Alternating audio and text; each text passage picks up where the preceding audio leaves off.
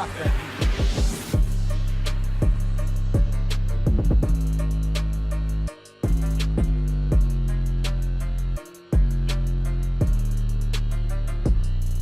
Hello everybody and welcome back to another video. Today we're going to be talking about My Hero Academia, specifically the final episode for Season 3. Now, yesterday when I watched the episode, I, for some reason, wasn't expecting this to be the finale episode. Part of me just didn't really expect that whatsoever. But then again, it makes sense because, they just released a movie and because of what happens at the end of this episode and et cetera, and it kind of makes a lot of sense. I just wasn't really expecting it for some kind of reason. And actually, speaking of the ending of the episode is basically the writers telling us to go and watch the new My Hero Academia movie, which I was planning on doing last weekend, or if this weekend I could have, then I would have went and saw it with my friends in theaters. Excuse me, but unfortunately, that isn't the case. We're not going to be able to go out and see it. Well, I know I won't be able to, especially this weekend, because I have to go out of town. So, a couple of episode reviews for the next coming week, but specifically for Persona 5, most likely it's gonna be out a little bit later than usual. But now all we have to review episodes upon are Persona 5, which I feel like the anime is gonna be ending pretty soon in the next coming weeks or so. I can already anticipate it. And then of course there's obviously still Boruto, so that means I need to come up with a couple other video ideas. But that's not what we're here to talk about today. We're here to talk about the episode, which is episode 63, which is also episode 25 of season 3. So regardless, the episode kind of just starts where we left off last week, which was where we met the big three. I kind of forgot two of the fucking other characters' names. Not the main one, like the main person that we see fight in this episode, Miro. However you pronounce his name, how you want to pronounce his name. I forgot the other two characters' names, but the episode kind of starts off where we left off last week with episode 24 of season 3, or episode 62, and obviously we get the opening, which it's the last time we're gonna see this season's opening, so whatever, right? But it's kind of weird. So the episode kind of starts off like how I expected it to be. Like a lot of the the class class members in the episode are kind of like wondering like how good they actually are. Some of them are actually kind of excited, and then of course Minato, he gets his little perverted moment with the fucking girl. Of course, that's gonna have to happen regardless. And apparently, Miro, the main guy of like the big three, the most important one to a lot of people, to say the least.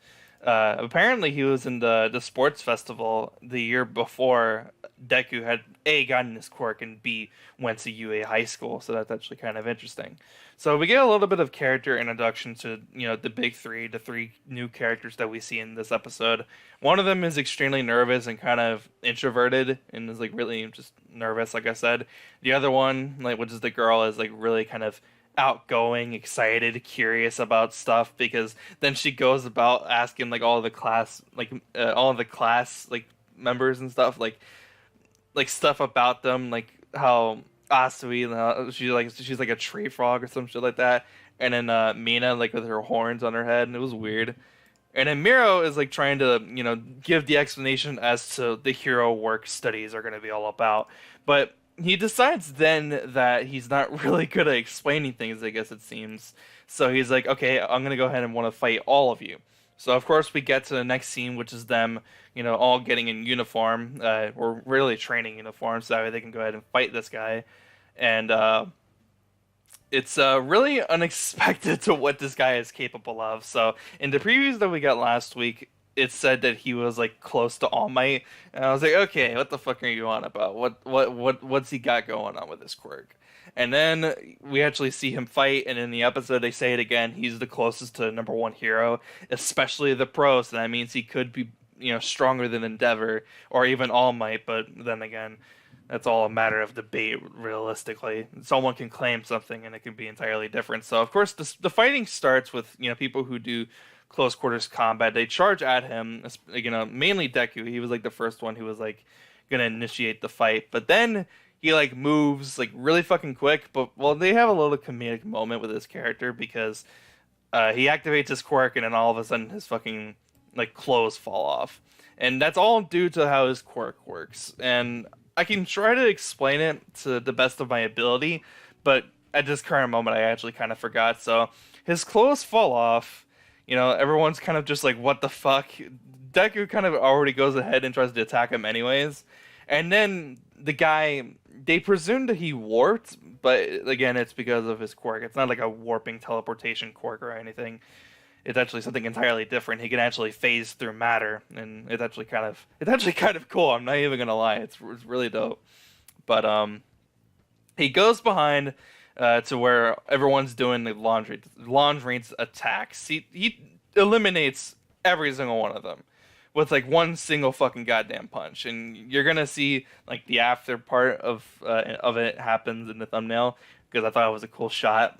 But then he starts going after everyone who does close range attacks. For some reason, Todoroki wasn't fighting, and I guess most of that is due because he didn't get his licensing his license thing. So he just didn't decide to fight in this episode, which I don't know.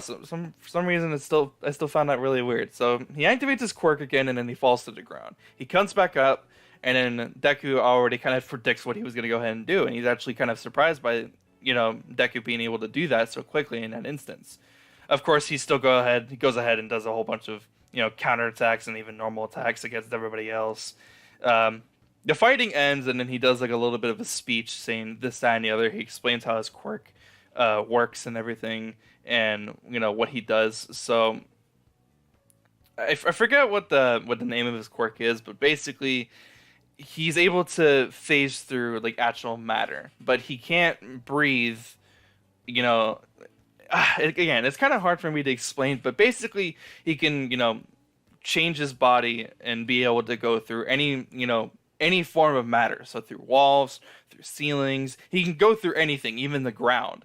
But what he can do with it is that he can actually select certain parts of his body to actually be able to do that. So he explains in the episode, he actually allows one part of his body, in order to go through like walls and stuff, he allows one part, like one of his legs, right? He allows one of his legs to stay like solid and not allow it to go like phase through like a wall or something. And then when one half his body goes through, he then switches up which leg can go through walls or whatever, and then he's able to go through. But the entire time he can't breathe or anything. He can't do other things normally because he can go through anything and anything can go through him. So it's kind of like a double standard there. Again, it's kind of hard for me to explain, and the episode actually does a little bit of a better explanation than I can in this video, and I'm pretty sure some of you are already kind of confused if you haven't watched the episode already. But it's kind of funny because everyone's like saying like, oh, that's a really strong quirk. That's actually kind of insane that you're able to do stuff like that.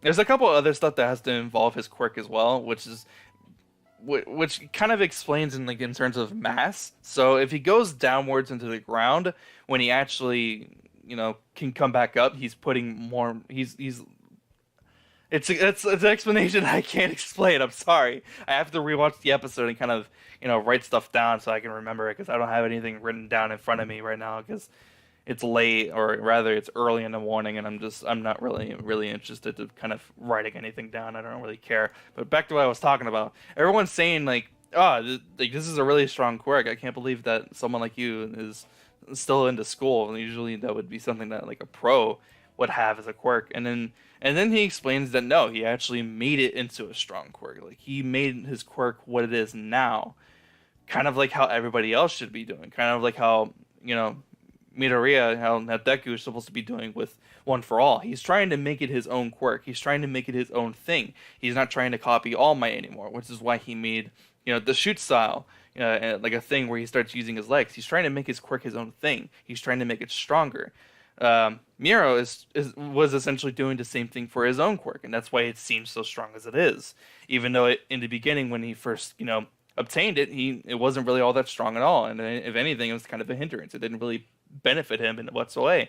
but he made it to what it is, and that's why he makes it seem a lot stronger than it actually is. And anybody can do it easily. Even some of the weakest characters that we've seen so far can make their quirks so much better and so much stronger than they actually are. So the episode ends like with a speech or whatever coming from him, and it's really interesting what he has to say, and you have to watch the episode for yourself because it's actually a lot of fun. The fighting was a lot of fun, and there was a lot of character moments that were really good as well. So the episode continues. They go back to the dorms, and they haven't gotten the ability to do their work studies yet. They are still wondering the school is still wondering what they want to do with the first years, because the first years, they all got their professional licensings.